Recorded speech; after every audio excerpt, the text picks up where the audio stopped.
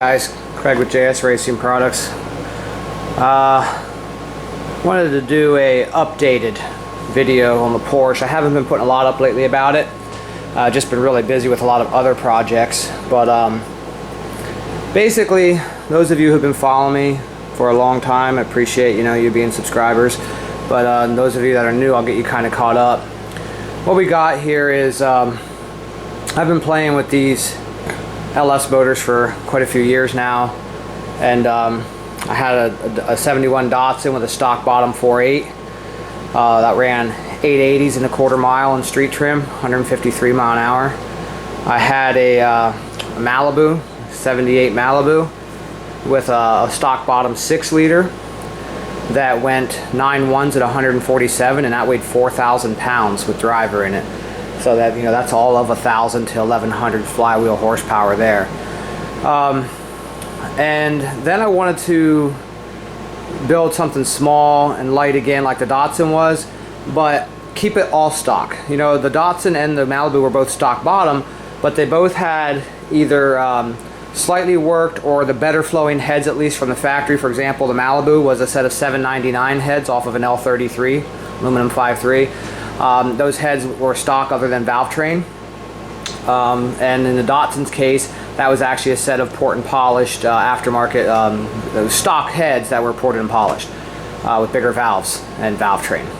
But in the Porsche's situation, I kept it stock for you guys. If you look back through my videos, I'll quickly get you caught up.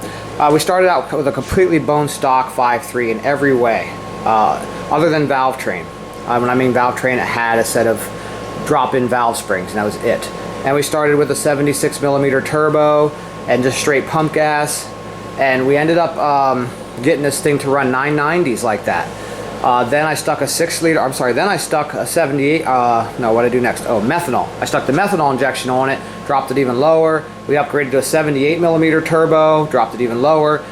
And right around the same time we're actually, well, then I upgraded to a stock 6.0 cam, just to show you guys how a slightly better cam could make a difference, and the thing picked up like 4 mile an hour and gained some horsepower, and all that video is on my channel to watch. But right around that same time, I started making enough power to break the tranny that I was using.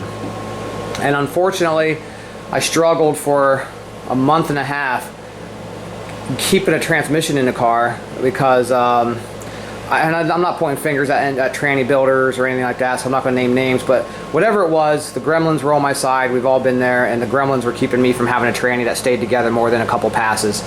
And this was supposed to be good transmission, so whatever happened, it happened right around the same time that I also upgraded to a JS Racing Products Spec 2 cam, and the power went up pretty substantial.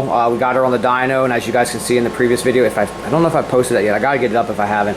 But we picked up around 103 horsepower with the Spec 2 cam over the 6 liter cam in the peak, up high in the peak, and then down low in the averages. It was up, like 40, 50, 60, something like that. But around the exact same time that happened, I switched transmission manufacturers, and I lost my trans brake. This transmission does not have a trans brake. So it made it difficult at the track to show you guys improvements in mile an hour in ET when I had to foot brake the thing versus at much lower RPM versus being able to trans brake at whatever RPM I wanted to, and the trans would hold. So then I spent a few weeks trying to get this thing's braking system improved so I could do that. I put dual calipers on the rear. In other words, I have 4 brakes on the back. Now I got custom adapters made where I have a set of calipers on the back and a set of calipers on the front. The front ones are tied into the front braking system as far as pressure goes to the master cylinder. And I have a remote vacuum booster in the trunk so I can't have one on the firewall. So I actually have power brakes, dual calipers in the rear, front one. And since I've done that, that's left me get up there in the RPM decent. I can get up to about 3,300 RPM now, which on the trans brake I could go to whatever I wanted before. Typically it was 38 to 4. So the car has slowed down, but the mile an hour is going up. In other words, I'm lower ET because I can't 60 foot as good, but the mile an hour is going up. Well, I kind of like this transmission. I race a lot of foot brake classes where guys are, grumpy if you even have a trans brake in the car, even if it's not hooked up. So I'm thinking about staying this way and just focusing on getting the brakes done. But now it's time to move on to the next level and involved in the evolution of this car. If you're a customer or a client of mine, you know that when we talk on the phone, I tell you straight up, I'm not trying to force my products down your throat. If I feel my products won't meet your goals or needs, I push you in the direction to the product that will. And this is going to be a case in point. I currently do not offer a turbo that will fit under my hood without chopping anything or cutting anything that will meet the new horsepower goal I have in mind. So this new setup will not be a JS Racing Products turbo. Basically, I already have everything crammed in here as tight as I can get it, and I tried to fit one of my mid chassis 88 millimeters in here, and it hit the fender, it hit the hood, the exhaust was over too far, and the downpipe hit the water pump. So it would have meant a total redesign of my system. I'm not against totally redesigning the system. In fact, I'm going to look at actually changing these headers around. These headers are homemade, and this one runner is substantially longer than the other three on both sides to make it clear. I'm actually going to try to change that if I can. If not, we'll stay with it, but I'm going for much more horsepower this time, so I'm trying to optimize everything. So with that being said, let me fill you guys in on kind of what's going to happen here. This tired old 5.3 is coming out, and here we got an L33, an aluminum 5.3. This is going in. I have a set of 243 heads at the machine shop right now, getting cleaned up. New valve stem seals and valve train stuck in. It'll be double springs because I'm actually going to quite a bit bigger cam than the JS Spec 2. And this is going to go in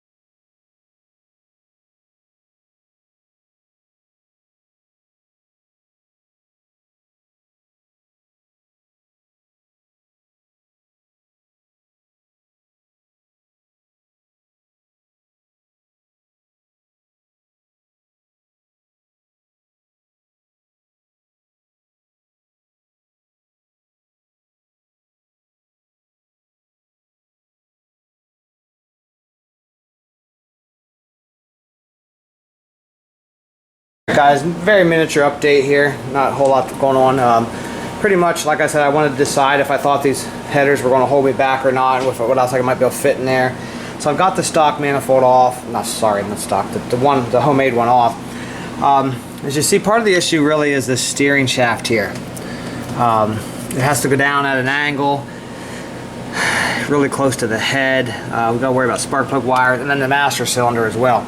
But here's what it looks like. It won't be hard to duplicate this design with a cast, it's just whether or not I can fit it in there. Here's a small sample of my collection of cast manifolds. I just wanted to show you guys how different some of them can be. All kinds of different different styles you have. This kind of looks almost like a shorty, you know? It's kind of like a shorty header. This style is kind of like a log. You have all four real short into a log setup. This one goes straight down in.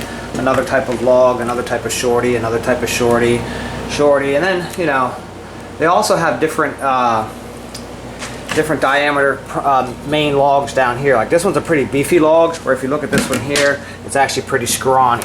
The difference would be probably 6.0, 4.8, 5.3. I really don't have too many from any other cars. Actually, one set of these, not sure which it is now. One set of these is actually LS1. I think it's these. I think these are off the LS1 Camaro that we just did the turbo build on. So I'm going to try to figure out if I should switch to one of these or maybe clean these up and reuse these. I haven't decided yet, but I just wanted to give you a small update on how various the headers are, manifolds are on these trucks and cars. Okay guys, I know I'm slacking a little bit, but so this video has some footage in it. I guess I should keep shooting a little. Got the motor out, touched up some black paint in the bay, converted power steering rack to a manual rack I bought a while ago and just had laying around. Just now's a good time to do it. It's easy to get to. A little lighter, doesn't have that stupid hose running down. This rack, however, did not come with the bellows or the outer tie rods, and they're different than the ones on the power steering rack, so I had those ordered on the way. Also had to make a new shaft. This is a different height in here than the other one, so I had to cut and extend the shaft. So that's done. The motor is coming along. What we've got here is junkyard bottom end, untouched. I didn't even pull any of the main caps or connecting rod caps. Honestly, I don't like to disturb the bolts. It's just a superstition I have. So the bottom's untouched. I did go ahead and get a new LS6 oil pump for it. It's got a cam. So where are we at here? Oh yeah, Chinese head studs and the 243 heads. These heads have valve train done to them, and copper sprayed. Alright, sorry about that. The camera was glitching. I wasn't sure if it was recording. Anyway, so yeah, Chinese head studs, new 5.3/5.7 head gaskets. Hey Mugen, is the head gasket dry? You don't know? So what I like to do with these is coat them in copper spray real good. I know, everybody says don't do that, but screw you guys, I do it my way, and I don't have any problems. In fact, that Malibu of mine has reused head gaskets on it with copper spray and factory head bolts, and it's at 1100 horsepower at the flywheel. So I stick with what works for me. But anyway, just running these head studs in now. Already wiped the deck down a little bit. I just like to snug these in just till they touch, like that. And I'll run the rest of those in, put the head gasket on, and go ahead and get this head torqued down. Just moseying at it nice and slow, nitpicking at her. One thing that's kind of a bummer is I'm very limited on space. This is all the longer and tall an intercooler I can run. That's about 27 end to end, 12 high, and 3 thick. That is a restriction at the power level I'm going to be going to, and because I absolutely cannot go longer or higher without totally chopping this front end up and redoing it, my only option was to go thicker. The only company that does that is Bell. So Bell is making me a custom 4.5 inch thick core with the same other dimensions. Stupid thing's going to be like 750 bucks, but you know, what's the point of putting all this together, going with my nice billet turbo and everything, and intercooler holds you back. So it is what it is. But anyway, I'll tinker some more on this, and I'll shoot some more footage over the next day or two, get you guys caught up. Well, as promised, I'm trying to keep you guys updated here. So haven't done much the last few days, kind of took a vacation, but I think I showed you that I switched to the manual rack, got that in. So the motor's assembled, heads are on, gaskets torqued, putting the pan on now. I went ahead and stripped down the old motor to get a couple things off of it, plus just to get the heads off, because they have good valve training in them, so they're good for somebody. Plus get the Spec 2 cam out of it that we went ahead and stuck in. Let me show you something with it. I found it's pretty cool. None of the pistons are broke, but this rod is, I took out a rod out of the back just to check them out here, so you can get it here in some light here and show you. This rod is pretty bent. It's actually so bent that the piston's cocked. When you hold the rod straight, the piston's cocked crooked. See it? Kind of hard for you to see there, but that's bent that way, and it's bent that way. You can see how it kind of goes wavy. It doesn't really rock anymore, and you can see that was touching from being cocked. That was touching the block, making a little bit of a tapping noise I heard. I always just thought it was the old lifters, but the rings are good.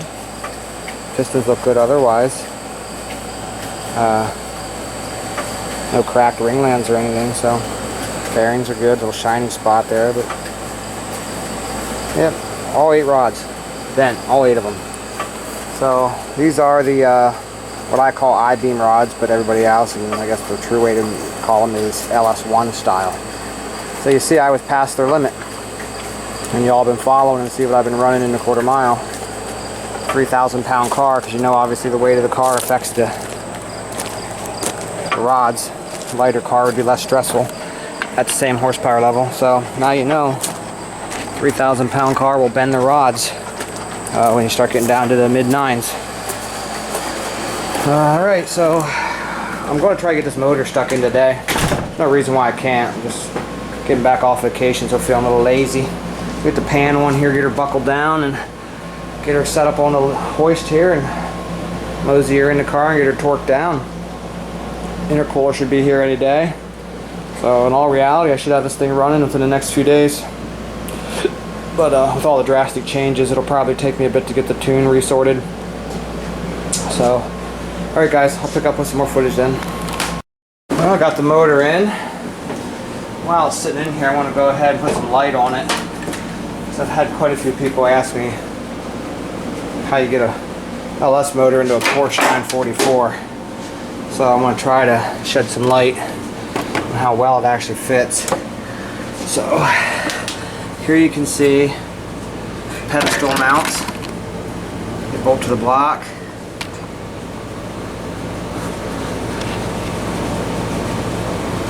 Bolt to the block, and then they sit on those little subframe there. And the side's the same way, just shaped slightly different. This bolts to that frame. And bolts to the block. Okay, plenty of clearance. Steering shaft modified by extending it. And then the real trick is to actually extend the subframe down. So the subframe here used to bolt right to the body. Now it's got this 2-inch spacer there. These are extended 2 inches. And of course, move the wheel here. Got 2-inch spacer right there as well.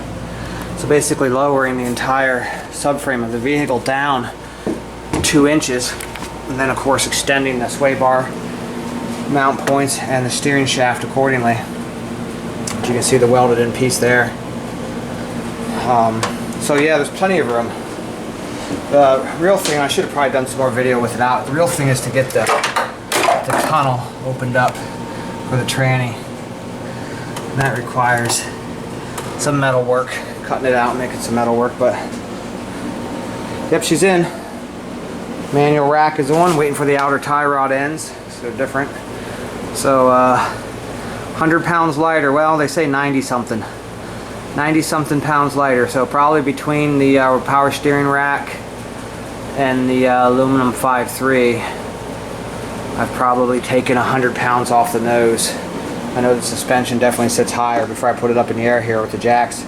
The front was actually sitting quite a bit higher than it used to. So I'll have to readjust the coilovers for that to get her where I want it to be for looks. Alright guys, getting back to work. I want to get underneath the car and buckle up everything underneath and then set her down, and just over the next day or two slowly nitpick at everything on the top. Get her fired up. I'll keep you posted. Hey guys, small update. Came out to work on the car a little more today. My intercooler came. So what we got here is a custom one. It's not a JS Racing Products, unfortunately, because only one I sell that'll fit in the size is the top one here that I've been running. However, it's only 3 inches thick, so I had to have a custom one made to support the CFM that I'll be flowing with this new setup. So Bell went ahead and made me one, as you can see, that's the same overall dimensions as far as length and height go, but it's 4.5 inches thick instead of 3, and it has 18 core crossovers instead of 16. So according to Bell's tech, it should flow 50% more than what this one did. So I mean, I was making probably 700 flywheel with this, 730 according to the weight in mile an hour. So 50% more on top of 700 gives me the potential for, oh, let's just say it was an even 700. 50% of that is 350. 350 on top of 700. You know, we're looking at somewhere between 9 and 1,000 horsepower capability. So kind of small, if you ask me, to be able to support 1,000, because my JS Racing Products 1,000 horsepower intercooler is 4 inches thick, 31 long, 12 high. This one's 4.5 inches thick, about 27 long and 12 inches high. So we'll see. They claim it will, and they know what they're doing. Sure was I could have bought myself several of my could have bought myself tons of mine for the price I paid for that, but it is what it is. So here's where we are with the car. Slowly getting things hooked up. This side's pretty much wrapped up. Got the header on, wiring, spark plugs, sensors. So this side's pretty much wrapped up. Got the new water pump done last night. I tap right here for the hose that comes out of here. I run it right into that, and then I also, for this car, because of the way the header is, I have to take off the heater hose tubes. I got to pull them out and weld shut the holes so I can have clearance. So that's done. Spark plugs are in and tight on this side. Getting ready to put the manifold on. Just kind of cleaning the wiring up a little bit, making it look tidy. So that's about all I have to update. The way it's going, I'll probably pick at this for a couple more hours and then take a break. I have some stuff I'd like to do tonight, so I'm not going to probably get it running today. Just wanted to update you boys and girls so you see where we're at. We will have her running soon, though, I promise. Alright guys, small update again, just showing you some more of the progress. Got pretty much the entire top end of the motor back together here. All the wiring, spark plugs, manifolds, turbo kit piping. Just put the alternator back on. Made a new brace here for this turbo. That helps brace it a little bit. Keeps it from vibrating. Anytime you suspend a heavy thing like a turbo off of your exhaust manifolds and whatnot, you'll do yourself a favor and avoid cracks and from vibration down the road if you actually just run a brace to the frame or something. This is just spot welded right here. Doesn't do a whole lot. That way if I ever want to take it off easy, I just undo this bolt and I can snap the weld loose. I've done it many times. It's just this turbo's bolts are in a slightly different location, so I had to make a new bracket. So alternator's on, new water pump's on, turbo drain line is ran. So we're looking good. Should be able to put the radiator in next, and then work on getting that new intercooler set up and see what kind of clearances I need to do on the bumper and rubber and metal bumper both for clearance. I can go ahead and put my downpipe in here soon. So she's coming. Should be fired up pretty soon. I would say probably within the next 2 or 3 hours, because I'm just going to take my time at it. Go over everything. I'll pick up with some footage when it's time to fire it up. Alright everybody, we got it assembled. The water has stopped going down in, so we'll go ahead and reach in and hit the key for the first time and see if she fires up.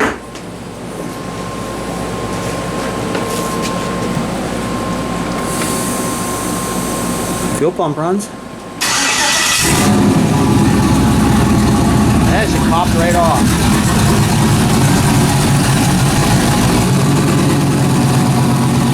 She has to relearn how to idle a little bit.